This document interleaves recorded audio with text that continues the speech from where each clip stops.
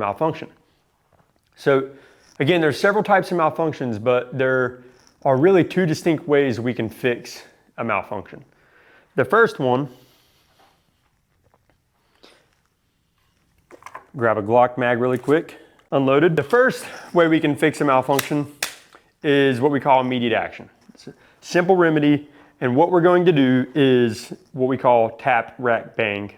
That's immediate action. So I take a shot, click, nothing happens. Well, what do? The first thing that we should do is take our finger off the trigger and tap the magazine. When I do this, it ensures the magazine is now seated properly, because your magazine might have been in there, but not in there all the way. And when you thought you loaded the gun, nothing went in the chamber because the magazine wasn't seated. That's fine. Now we fix that by tapping the magazine. I don't tap it, I smack it, right? That's the first thing we're gonna do. So finger off the trigger, tap, and then from there, we're going to grab the serrations, like Bobby said, rack, and let go. Now, if you had ammo in the magazine, that slide would go home and it would look like this, right? Notice when I did that, I didn't ride the slide forward, because that might not let the spring do its job in here, and it might cause that gun to be out of battery. So when I get it back, I let go, and if there was rounds in the mag, it would go forward with full pressure. So that's tap and rack. Now I sight back in, finger on the trigger, and I attempt to fire, bang. So tap, rack, bang. That's immediate action.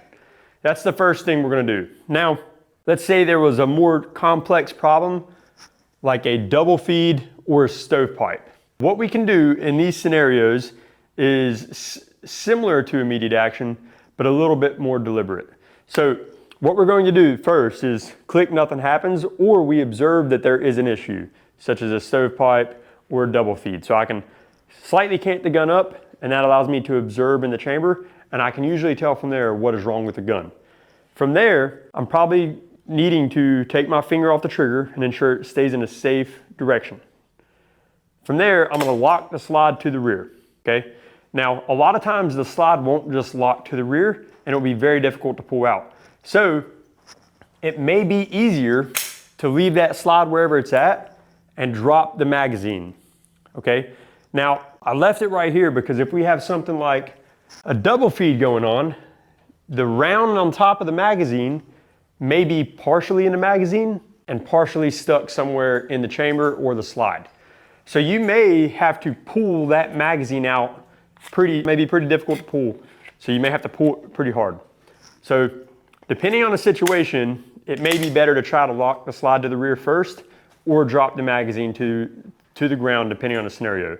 I prefer to drop or lock the slide to the rear first, because sometimes if you lock that slide to the rear, you can simply rotate the gun over and let gravity assist, and that might fix your problem. Okay, so if I had a stovepipe like this, all I would do is grab here, the serrations, flip the gun over, rack it enough, and let go. That's gonna fix that problem. Now, if we have a more difficult or complex problem, I'm gonna grab my slide, lock it to the rear, drop the magazine. Once that magazine is out, I can stow it here, I can put it in my dump pouch, I can keep it in my hand, whatever I need to do.